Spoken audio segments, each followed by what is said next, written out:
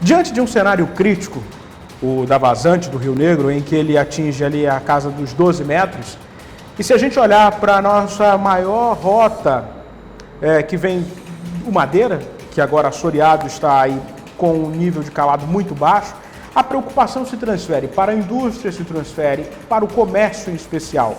E aí eu falo do comércio porque a gente está se aproximando de datas comemorativas e as melhores datas para o setor.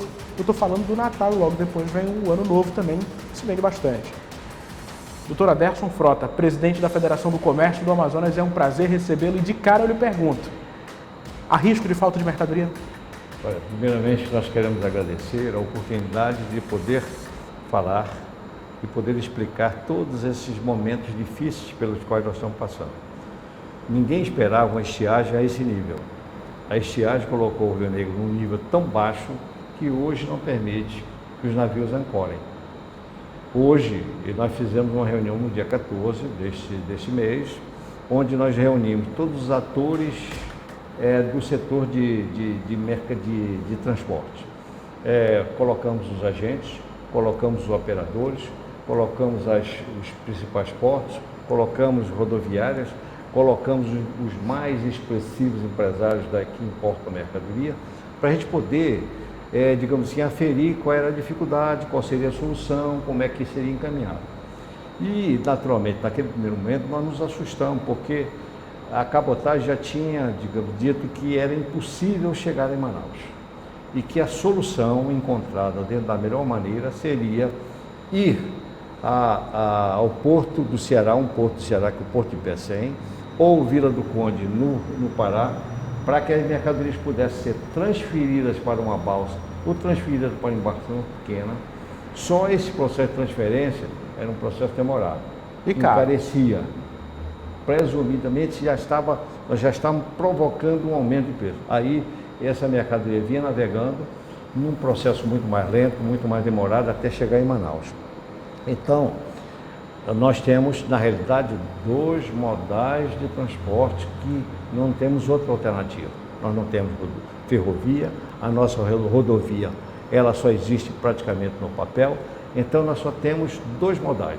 O primeiro modal é a cabotagem, inviabilizada pela estiagem. Não temos ancoragem para Manaus, nem para o Chibatão, nem para os superterminais, não é possível. Tem que ir ao Ceará e tem que ir ao Pará, para poder transferir essa mercadoria para uma embarcação pequena ou uma balsa, para poder navegar até Manaus. Olha o tempo, olha as operações de transbordo, olha o custo disso, que isso vai realmente incidir sobre os preços finais da mercadoria. Acontece que nós estamos tentando, por todos os meios, segurar esses ímpetos, essas dificuldades, conversando com todos os operadores, e nós manifestamos não só as nossas preocupações junto às autoridades, junto à nossa bancada de deputados, mas, acima de tudo, mostrando que a gente precisa descobrir a solução.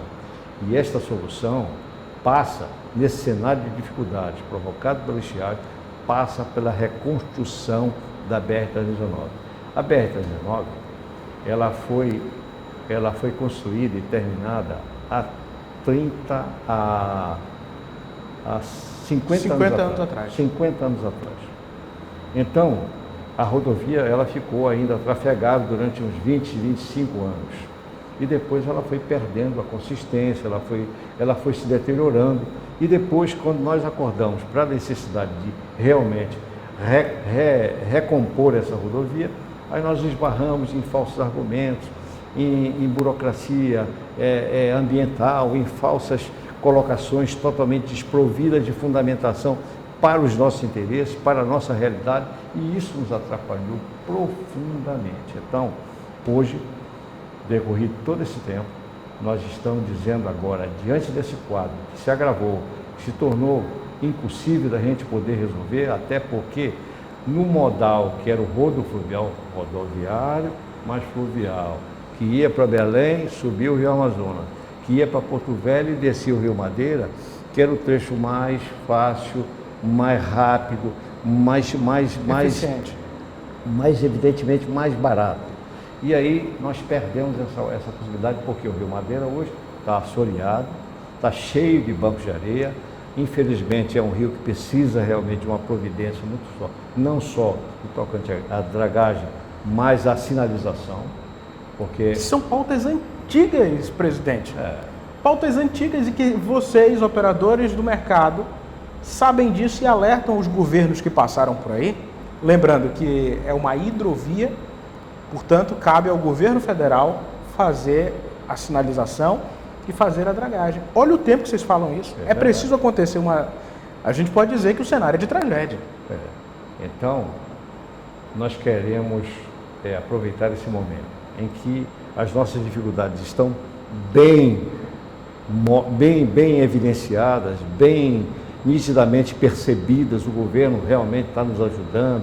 O governo federal, através do vice-presidente, através de alguns ministros que estiveram em Manaus para poder aferir esse quadro de dificuldade, estão ajudando com alguns recursos, mas acontece que nós não precisamos só resolver esse momento, nós precisamos resolver o futuro, porque quando nós estamos aqui falando, nós não estamos defendendo apenas a atividade econômica, defendendo o comércio, nós estamos pensando na população.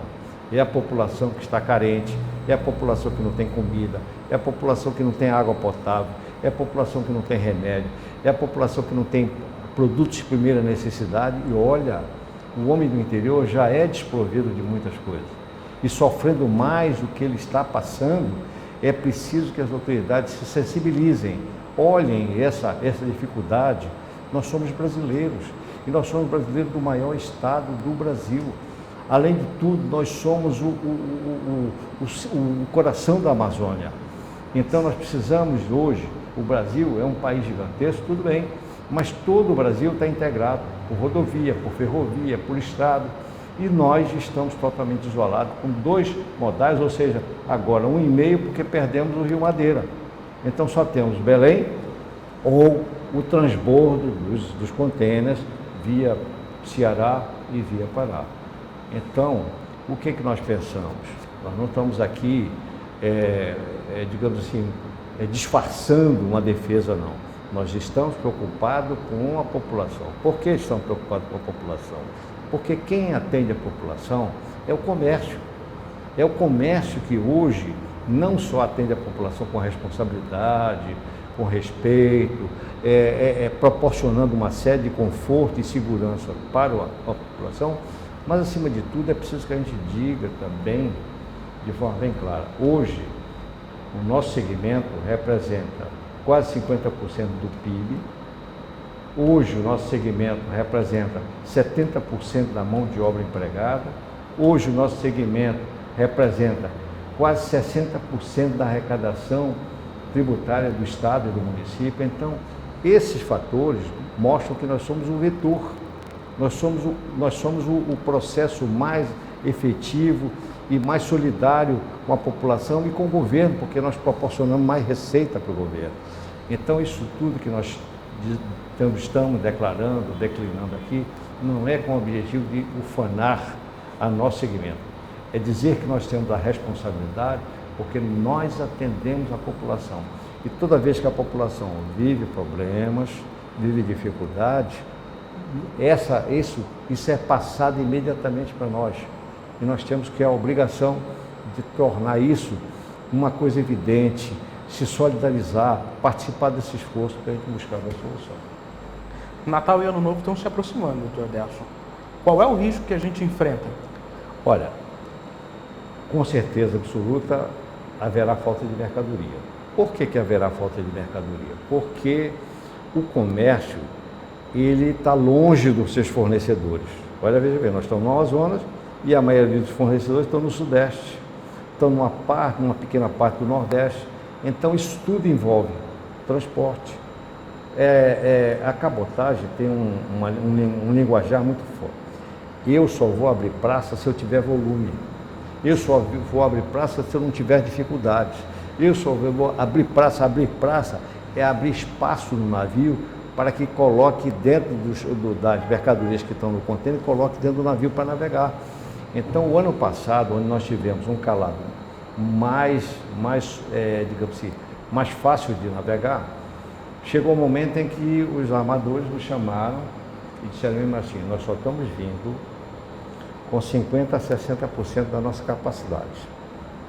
E eu quero explicar isso para vocês, porque se vocês não entenderem a mecânica desse gap que a gente tem, nós não vamos abrir praça para Manaus, porque a gente vai armazenar um prejuízo de 50% a 60% de container.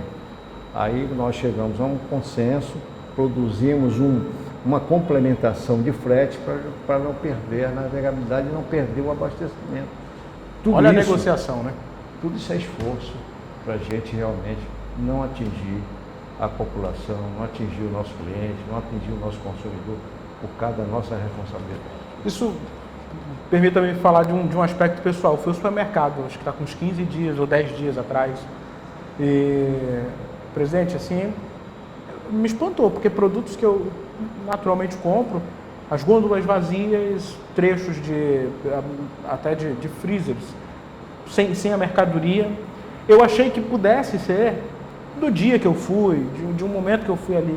Mas não, eu fui num outro supermercado, acho que uns 2, 3 dias depois, e eu percebi que essa era uma realidade. E aquilo começou a acender o sinal de alerta, né?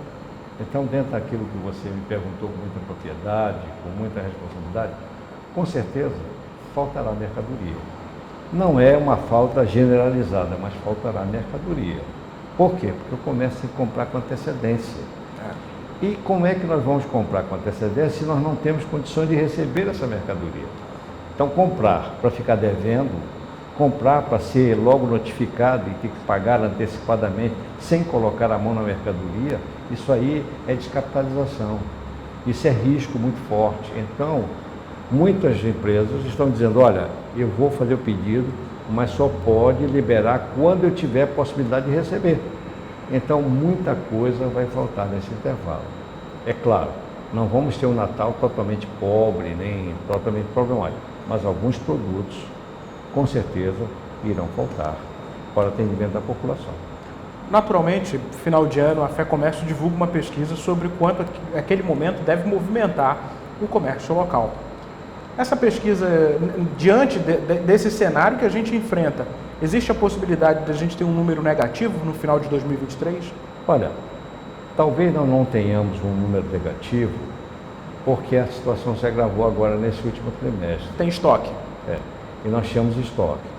Outro detalhe é que nós tivemos um ano de 2022 muito difícil, porque você recorda, nós tivemos até conversão a esse respeito, e 2022 começou primeiramente com a corrida do petróleo, que saltou de $20 o barril em fevereiro de 2020 para $136, foi uma subida maluca, 600% de aumento. Aí depois nós tivemos a guerra da Ucrânia, que privou o setor agropecuário de fertilizantes, que compraram mais de 100% de ágio. Depois nós tivemos, o governo chamou o Banco Central para conter essa onda inflacionária, e o Banco Central puxou a taxa Selic de 2 para 13,75, 600% de aumento. E a taxa Selic, é preciso que a gente diga, a taxa Selic é uma referência do juro bancário. Aí o que aconteceu? A taxa Selic aumentou, o juro bancário subiu. E o que aconteceu como consequência disso? É que isso veio endividar o consumidor. Nós chegamos a ter, logo no começo, 80% das famílias totalmente endividadas. Isso é um risco absurdo, né? Compromete. Isso é um risco absurdo. Quando compromete o movimento, nós temos que ver o seguinte, não é só a empresa que deixa de vender, são os empregos que começam a sumir. E a gente tem a preocupação de não deixar acontecer esse ponto de desequilíbrio, porque eu sempre digo, não é em termos de comparação, mas numa grande indústria, o trabalhador é um número. Numa pequena, numa média empresa, ele é quase um ente da família, ele está no dia a dia, ele tem contato com o empresário que comanda a empresa, ele tem um relacionamento muito próximo, então a emocionalidade nos impõe um respeito, um carinho, uma responsabilidade que a gente tem muito grande pelos nossos colaboradores. Eu, por exemplo, a minha empresa fez 51 anos. Olha que maravilha. Começou com meu pai, tem 51 anos meus, teve 20 anos do meu pai. Lembrando que o Dr. Aderson Frota é dono de um grande material de construção aqui. Por isso, pode falar o nome, Dr. Aderson. Da Guarani. E não fique com receio, não, que aqui é a liberdade para o senhor falar à vontade. Tudo bem. E é uma marca reconhecida daqui. Não, e outra coisa, a gente vai aprendendo, a vida é um aprendizado. A vida é um aprendizado. Então, eu sempre digo o seguinte, nós temos funcionários, eu tenho um funcionário com 33 anos, eu tive na Covid uma gerente financeira que tinha 26 anos, que faleceu no Covid. Nós temos agora 2 funcionários com 31 anos. Então, aquelas pessoas não são simplesmente colaboradores, são familiares.